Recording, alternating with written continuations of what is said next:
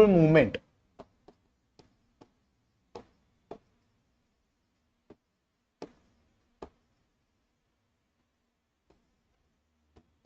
कधी सुरू झाली? 1916.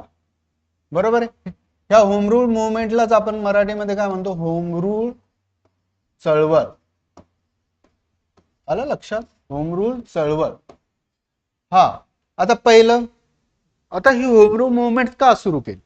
आपण जे नेहमीच्या स्टाईलने जे बघतो, होम रूल मुवमेंट का सुरू केली, कुणी सुरू केली, तिचा सिग्निफिकन्स काय, तिचा इम्पॅक्ट काय, ह्या पद्धतीने. तर होम रूल मुवमेंट का सुरू करण्यात आली?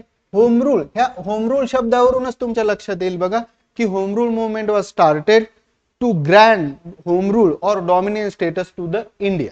बरोबर आहे. यासाठी पॉलिटिकल अवेअरनेस क्रिएट करण्यासाठी किंवा ब्रिटिश सरकारला आपल्या ज्या मागण्या आहेत, होम रूल मुवमेंट इंडियन लोकांना जर तुम्ही दिला, डॉमिनेट स्टेटस जर इंडियन लोकांना दिला किंवा इंडियन कॉलनीला जर डॉमिनेट स्टेटसचा दर्जा दिला, तर तो कसा ब्रिटिशांसाठी फायद्याचा आहे हे ब्रिटिशांना पटवण्यासाठी and at the same time political awareness among the Indian message about the home rule create करण्यासाठी ही होम रूल मुवमेंट सुरू करण्यात आली. येतंय लक्षात? हे बघा, to create political awareness about home rule among Indian masses.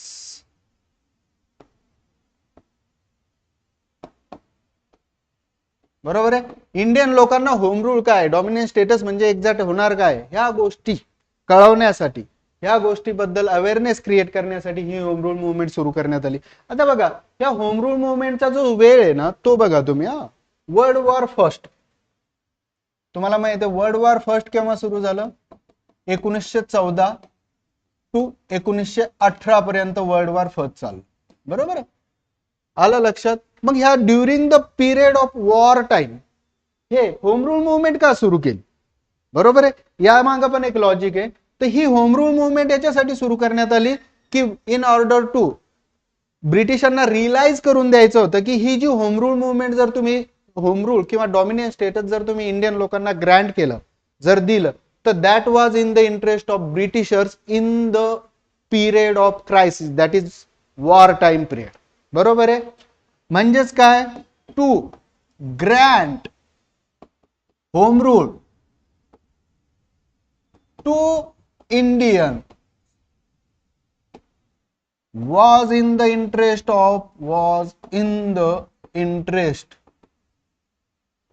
of British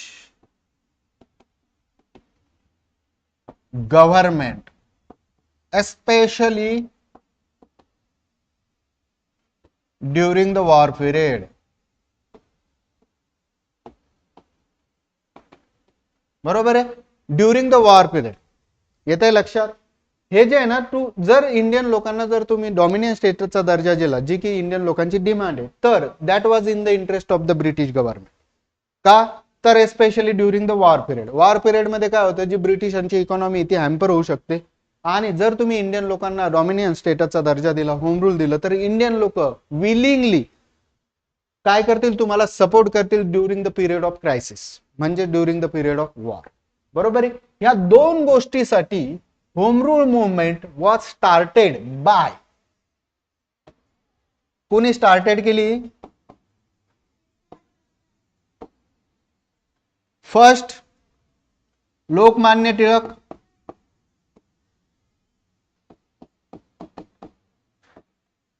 त्यांचं जे हेडक्वार्टर होतं ते होतं पुणे. आणि कधी सुरू केली लोकमान्य टिळकांनी? 28 एप्रिल 1916. बरोबर आहे. त्यानंतर त्या होम रूल मुवमेंटच्या दोन ब्रँच बनवण्यात आल्या. एक branch were leading by Lokmanya Tilak आणि other branch were leading by the Annie Besant.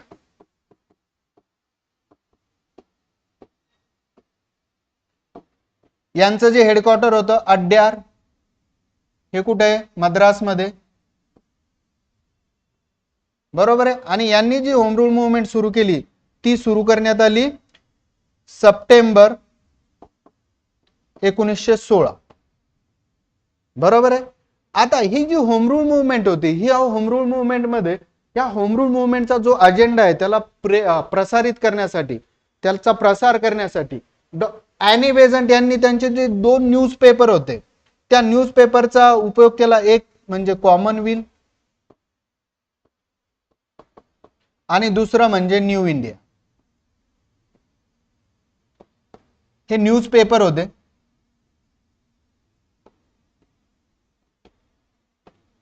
आलं लक्षात. आणि लोकमान्य टिळक यांचे जे 2 न्यूजपेपर जे फेमस आहे ते म्हणजेच मराठा आणि केसरी. आपण इथं लिहू, मराठा अँड केसरी. बरोबर आहे. म्हणजेच ही होम रूल काय आहे, ही होम रूल कन्सेप्ट काय आहे, डॉमिनन्स स्टेटस काय आहे, या सगळ्या कन्सेप्टचा आपापल्या फॉलोअर मध्ये स्प्रेड करण्यासाठी, प्रसार करण्यासाठी ॲनी बेझंट यांनी कॉमनवेल्थ अँड न्यू इंडिया या न्यूजपेपरचा उपयोग केला. तर लोकमान्य टिळक यांनी त्यांचे जे 2 फेमस न्यूजपेपर होते मराठा आणि केसरी यांचा उपयोग केला. येतंय लक्षात. हा, तर आता पहिला प्रश्न येतो तो म्हणजेच हे 2 वेगवेगळे लीडर का, एकच लीडर का नाही राहिला याचा. बरोबर आहे, होम रूल मुवमेंटचा. तर त्याचं कारण असं होतं की ही जी होम रूल मुवमेंट सुरू करण्यात आली तर त्यावेळेस लोकमान्य टिळक यांचे जे फॉलोअर आहे किंवा ॲनी बेझंट यांचे जे फॉलोअर आहे यांच्यामध्ये क्लॅश होऊ नये, यांच्यामध्ये काही कन्फ्युजन क्रिएट होऊ नये म्हणून या दोघांनी लीडरनी काय ठरवलं की ही जी होम रूल मुवमेंट आहे ही आपण आपापल्या फॉलोअरला घेऊन वेगवेगळ्या पद्धतीनं वेगवेगळा एरिया डिमार्केट करून आपण तो मुवमेंट आपण सुरू करू. बरोबर आहे. त्यानुसार त्यांनी आपापसामध्ये वेगवेगळा एरिया डिमार्केट केला आणि ही मुवमेंट स्टार्ट केली. आता ह्या मुवमेंटचं थोडं बॅकग्राऊंड आपण बघू की हे बॅकग्राऊंड काय होतं. आता त्या काळातली जी डॉमिनंट पार्टी होती ती कोणती होती, इंडियन नॅशनल काँग्रेस.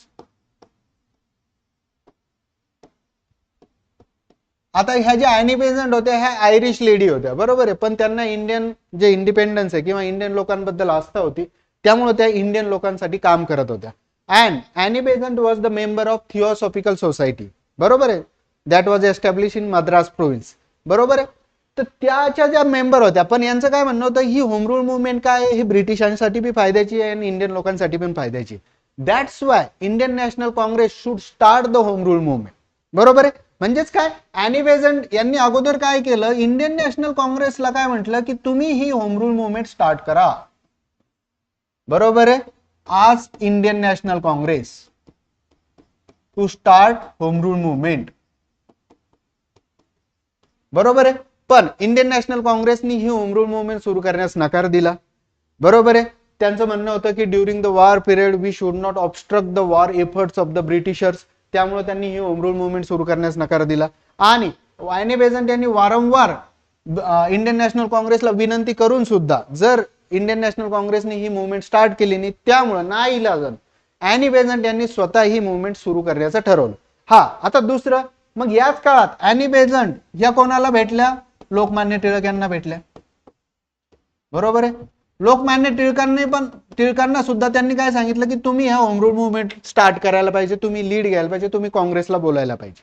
पण झालं काय, त्यावेळेस लोकमान्य टिळक हे काँग्रेसमध्ये नव्हते. कारण तुम्हाला माहिती आहे सुरत स्प्लिट नंतर लोकमान्य टिळक आणि other extremist leader were expelled from the Indian National Congress.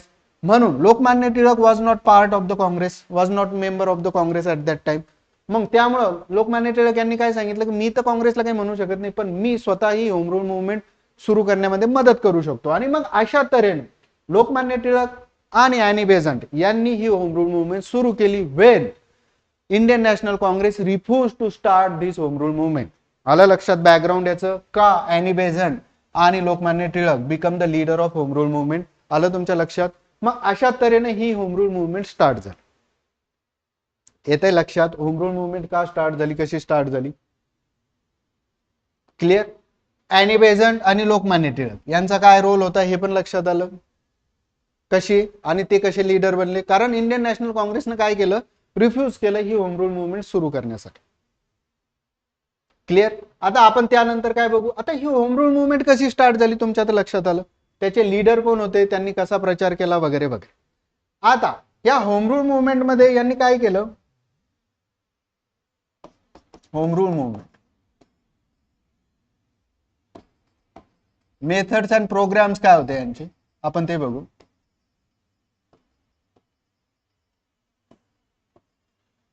यांनी काय केलं, या होम रूल मुवमेंटचा प्रसार करण्यासाठी तुम्हाला माहिती आहे न्यूजपेपरचा उपयोग केला.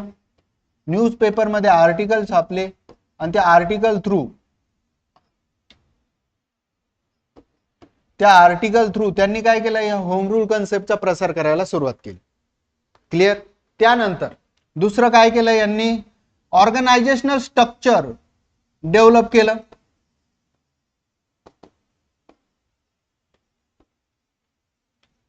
पॅम्पलेट्स वाटले. ऑर्गनायझेशनल स्ट्रक्चर म्हणजेच काय, ह्या होम रूल जे लीडर होते ते होम रूल मध्ये ह्या लोकांनी काय केलं, व्हिलेज लेवल पर्यंत जाऊन ऑर्गनायझेशनल स्ट्रक्चर डेव्हलप केलं. बरोबर. आणि तुम्हाला माहित आहे एकदा UPSC ला आणि MPSC ला पण हा क्वेश्चन आलेला आहे की हे जे organisational structure were establish during the home rule movement was successfully utilized by the Mahatma Gandhiji during the non cooperation movement. बरोबर आहे. मग नॉन कॉपरेशन मुवमेंटच्या वेळेस महात्मा गांधीजींनी हे जे ऑर्गनायझेशनल स्ट्रक्चर डेव्हलप झालं होतं त्याचा प्रॉपरली यूज करून घेतलं. बरोबर. तर ऑर्गनायझेशनल स्ट्रक्चर म्हणजेच काय, कमिटी एस्टॅब्लिश केल्या. बरोबर आहे. प्रोव्हिन्शनल कमिटीज, सभा ऑर्गनाइज करणं, या सारख्या गोष्टी केल्या आणि यातून काय झालं, political awareness about the home rule movement start झालं. क्लिअर. अशा तऱ्हेने यांनी काय केलं, ही होम रूल मुवमेंट रन करण्याचा प्रयत्न केला. हा, आता मग काय, या होम रूल मुवमेंटचा काय इम्पॅक्ट काय झाला. बरोबर. ही होम रूल मुवमेंट जर सुरू केली मग त्याचा इम्पॅक्ट काय झाला आपण ते बघू.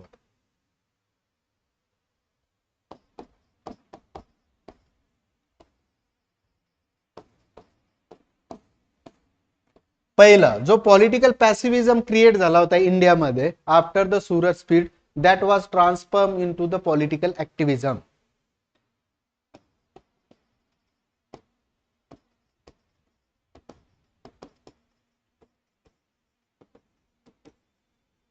बरोबर आहे. आता ही होम रूल मुवमेंट पॉप्युलर होते ती. अॅनी बेझंट यांच्या होम रूल मुवमेंट पेक्षा लोकमान्य टिळक यांची होम रूल मुवमेंट खूपच जास्त पॉप्युलर झाली. अॅनी बेझंट यांची पण होम रूल मुवमेंट खूप जास्त वेगानं पॉप्युलर होत होती. तर साहजिक आहे ही होम रूल मुवमेंट पॉप्युलर होत असतानाच मग ब्रिटिशांनी काय केलं, British started to suppress this movement.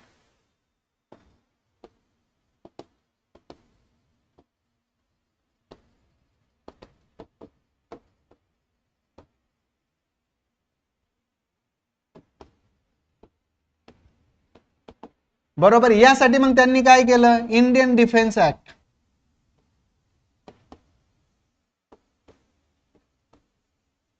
(1915), Indian Press act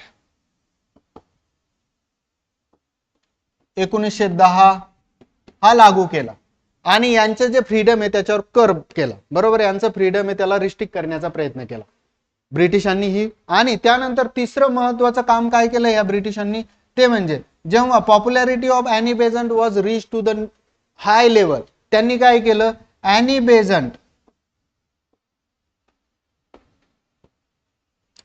was put into house arrest. बरोबर आहे. अॅनी बेझंट यांना हाऊस अरेस्ट केलं. बरोबर आहे. आणि अशा तऱ्हेनं मग ब्रिटिशांनी काय केली, ही होम रूल मुवमेंट दडपण्याचा प्रयत्न केला. पण झालंच काय, यामुळे काय झालं, ही होम रूल मुवमेंट दडपण्यापेक्षा it radicalise the Indian national movement.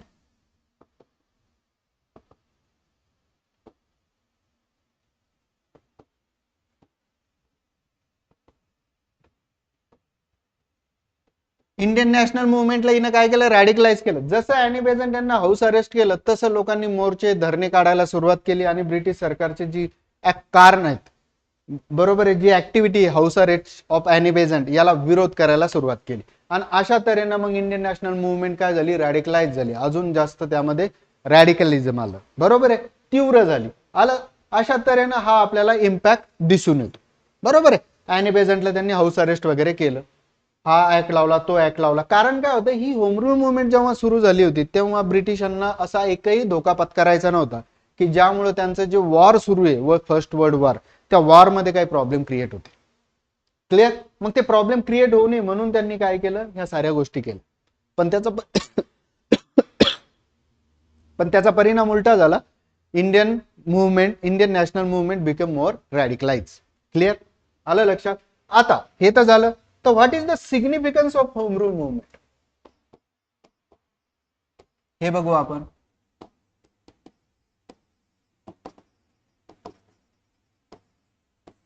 Significance तुम्हाला माहित आहे, political ऍक्टिव्हिजम,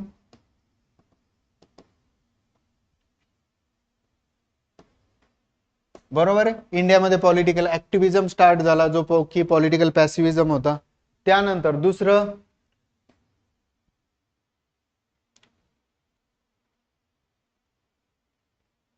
it was resulted into the recruiting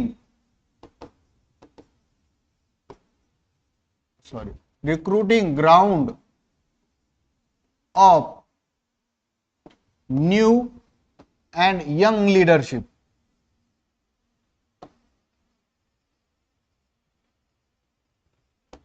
आता ह्या मुवमेंट मध्ये काही नवीन जे लीडर होते इंडियन नॅशनल काँग्रेसचं, ज्यांनी नंतरच्या काळामध्ये नेतृत्व केलं, त्यांनी पहिल्यांदा या मुवमेंट मध्ये पार्टिसिपेट केलं होतं.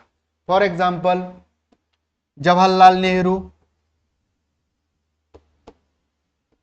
सुभाष चंद्र बोस,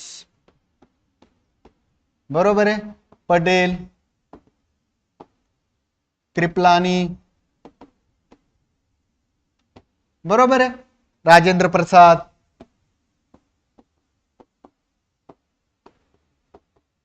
हे सारे जे लीडर आहे यांचं हे एक रिक्रुटिंग ग्राउंड बनलं, यांना पॉलिटिकल ऍक्टिव्हिटीचा अनुभव आला. आता जवाहरलाल नेहरूचा विचार जर कराल तर ह्या जवाहरलाल नेहरूंनी पहिल्यांदा 1911चं बांकीपूर जे सेशन आहे काँग्रेसचं, त्यामध्ये पहिल्यांदा त्यांनी पार्टिसिपेट केलं होतं. आणि महात्मा गांधीजी 1901चं जे सेशन आहे, बरोबर आहे, त्या सेशन मध्ये पहिल्यांदा इंडियन नॅशनल काँग्रेसचं जे सेशन आहे त्यामध्ये त्यांनी पार्टिसिपेशन केलं होतं, म्हणजे प्रिलिम पॉइंट ऑफ व्ह्यू. आणि त्यामुळे काय झालं, त्यांना आतापर्यंत मग जवाहरलाल नेहरू आणि सुभाषबाबू काय बनले, एकदम इम्पॉर्टंट नॅशनल लीडर बनले नंतरच्या काळात. म्हणून आपण काय म्हणू शकतो की home rule movement was a important phase where recruiting of new leadership was started.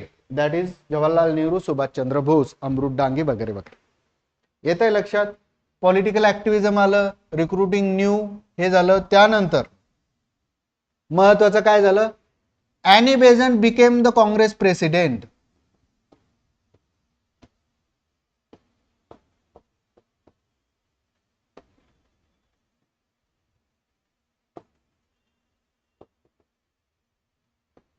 In 1917 Calcutta session, बरोबर आहे. कलकत्ताला जे सेशन झालं त्याच्या ॲनी बेझंट काय बनल्या, ह्या बनल्या प्रेसिडेंट बनल्या. आणि that was the first female president, बरोबर आहे. Any Besant was the first female president, first female president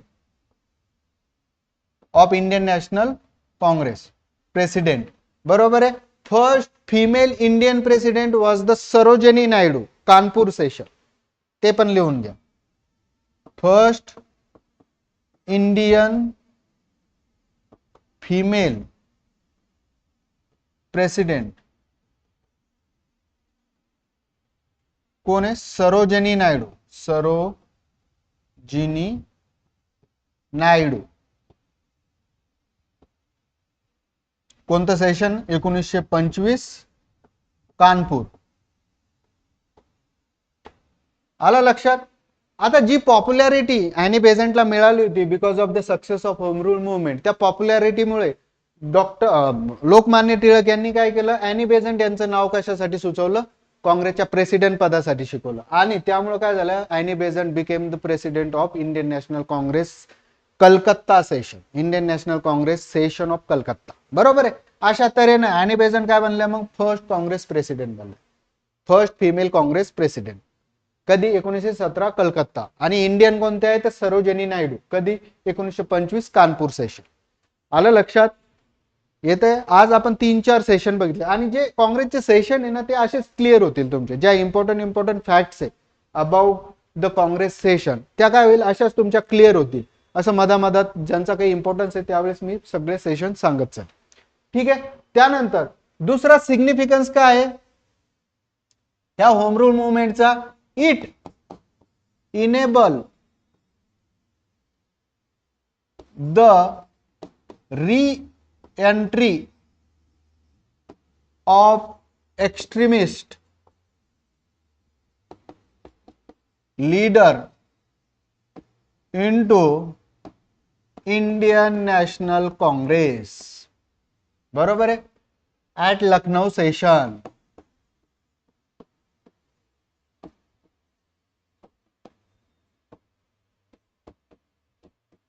हे आपण बघू डिटेल. लखनौ सेशन मध्ये काय झालंय, ह्या होम रूल मुवमेंट मुळे जी पॉप्युलॅरिटी एक्स्ट्रीमिस्ट लीडरची ती काय झाली, परत वाढली. आणि त्यांची पॉप्युलॅरिटी परत वाढल्यामुळे त्यांची जी रिएंट्री होती काँग्रेसमध्ये, काँग्रेसचं जे रियुनियन घडून आलं लखनौ सेशन मध्ये, तर ते रियुनियन घडण्यामध्ये खूप जास्त मदत झाली आणि एक्स्ट्रीमिस्ट लिडरशिपला परत काँग्रेसमध्ये सामावून घेण्यात आलं आणि अशा तऱ्हेने 1916 मध्ये काँग्रेसचं रियुनियन घडून आलं. आणि त्यामध्ये one of the great part played by this success of home rule movement. आलं लक्षात. मग अशा तऱ्हेनं काँग्रेसचं रियुनियन हे लखनौ सेशन मध्ये घडून आलं आणि त्याच्यासाठी काय कारणीभूत आहे, होम रूल मुवमेंट कारणीभूत आहे. क्लिअर. मग असा हा एक सिग्निफिकन्स महत्वाचा आहे की हा होम रूल मुवमेंट मुळे काय झालं, हे झालं. आणि दुसरं महत्वाचं, it create the organisational structure at village level.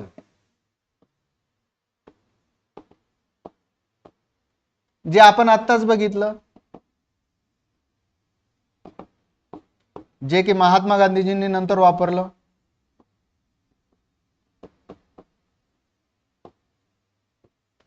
बरोबर आहे. या साऱ्या ज्या गोष्टी आहेत ह्या कशामुळे घडून आल्या, होम रूल मुवमेंट मुळे घडून आल्या. बरोबर आहे. या होम रूल मुवमेंट मुळे ह्या साऱ्या गोष्टी घडून आल्या. येतंय लक्षात.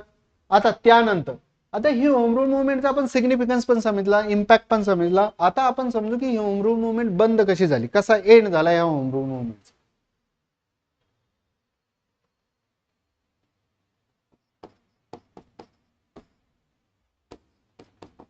End of home rule movement. हे बघा, पहिलं तर इम्पॉर्टंट जे होतं की होम रूल मुवमेंटचा एंड होण्यामागे काय कारण आहेत. पहिलं इम्पॉर्टंट कारण होतं की ब्रिटिश इंडियन गव्हर्नमेंटने काय केलं, जी मॉडरेट लोकांची डिमांड होती की house arrest of Annie Besant was lifted, Annie बेझंटला हाऊस अरेस्ट मधून बाहेर काढा. जेव्हा ती डिमांड फुलफिल झाली तेव्हा मॉडरेट वेअर सॅटिस्फाईड. आणि दुसरं एक मॉडरेटला सॅटिस्फाय करण्यासाठी ब्रिटिशांनी काय केलं, दुसरा जो 1919चा गव्हर्नमेंट ऑफ इंडिया ऍक्ट येणार होता त्यामध्ये मॉडरेट लोकांच्या खूप साऱ्या ज्या डिमांड आहे त्या असिम्युलेट करू, त्या इनकॉर्पोरेट करू असं मॉडरेट लोकांना आश्वासन दिलं. त्यामुळं मॉडरेट वूड सॅटिस्फाईड, मॉडरेट काय झाले, सॅटिस्फाईड झाले आणि ते काय झाले, होम रूल मुवमेंट पासून दूर गेले. मॉडरेट, ओके, याला आपण असं लिहू,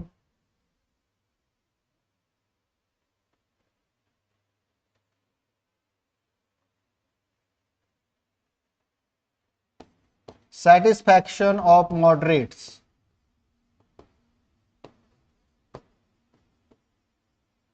आता कोणी माणूस जर सॅटिस्फाय झाला तर तो काही उठाव करत नाही, मुवमेंट करत नाही, बरोबर आहे, रिव्होल्ट करत नाही. आणि जेव्हा मॉडरेट सॅटिस्फाय झाले, ब्रिटिशांनी त्यांना जे आश्वासन दिलं त्यामुळे ते काय झाले, साहजिक या होम रूल मुवमेंट पासून दूर गेले. पहिला का सॅटिस्फाय झाले, एक, British Indian government promise to incorporate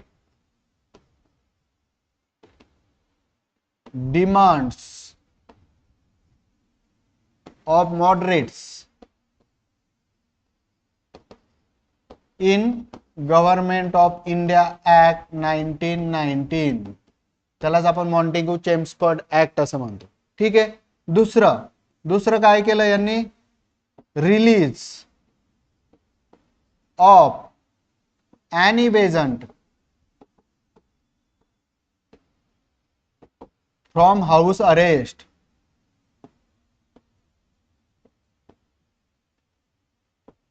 आलं लक्षात. ॲनी बेझंटला काय केलं, रिलीज केलं फ्रॉम हाऊस अरेस्ट. मग ह्या ज्या डिमांड होत्या मॉडरेटच्या त्या फुलफिल झाल्या, त्यामुळे ते सॅटिस्फाय झाले आणि ते होम रूल मुवमेंट पासून दूर गेले. त्यानंतर दुसरं एक महत्वाचं जे कारण होतं ते म्हणजेच व्हॅसिलेटिंग attitude of Annie Besant.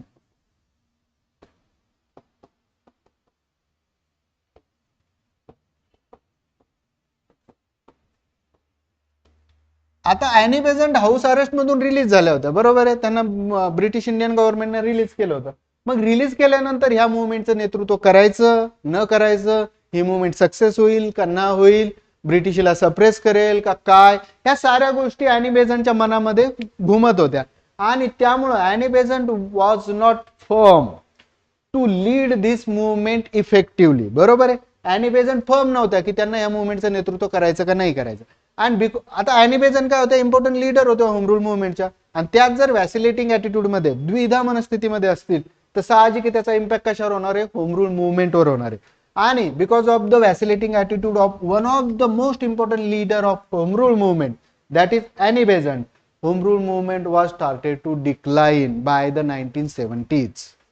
Clear. त्यानंतर दुसरे जे एक इम्पॉर्टंट लीडर होते होम रूल मुवमेंटचे, ते म्हणजेच लोकमान्य टिळक.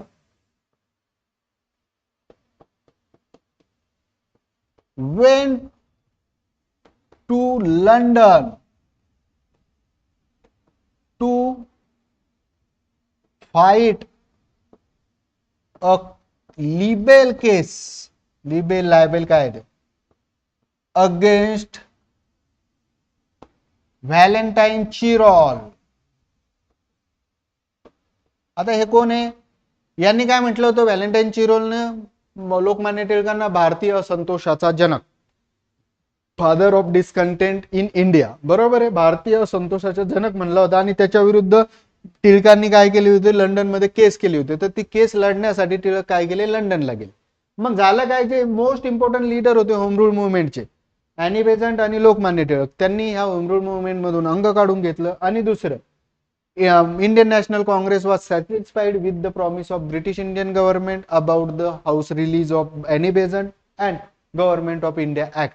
त्यामुळे झालं काय, ह्या सगळे हे जे फॅक्शन आहे ते काय झाले, होम रूल मुवमेंटच्या अगेन्स्ट गेले. आणि त्यामुळे home rule movement was naturally die by the 1970s. Okay. मग अशा तऱ्हेने एक इम्पॉर्टंट जी मुवमेंट होती इंडियन नॅशनल मुवमेंट, ती होम रूल मुवमेंट काय झाली, डाय झाली. ठीक आहे, एंड झाली. अशा तऱ्हेने होम रूल मुवमेंटचा आपल्याला एंड दिसून येतो. ठीक आहे. आता आपण काय बघितलं, होम रूल मुवमेंट कोणी स्टार्ट केली ते बघितलं, त्याचे कारण बघितले वगैरे वगैरे. आता आला ना तुमच्या लक्षात होम रूल मुवमेंट काय, महत्वाचं परत एकदा रिकॅप करा. होम रूल मुवमेंट सुरू कोणी केली, लोकमान्य टिळक, ॲनी बेझंट. का सुरू केली, त्यांनी वेगवेगळी त्याच्या मागचे कारण आपण बघितले. त्यानंतर कधी सुरू केली, त्यासाठी कोणते न्यूजपेपर यूज केले, यासाठी कोणकोणत्या मेथड्स अँड प्रोग्राम्स होत्या, कशासाठी, बरोबर, home rule on the lines. आता हे जे होम रूल होतं ना, होम रूल म्हणजे डॉमिनियन स्टेटस, हे जे डॉमिनियन स्टेटस इंडियाला द्यायचं होतं ना, तर ते काय म्हणणं होतं ह्या होम रुलिस्टचं, की this dominion status should be given to India on the lines of white colonies,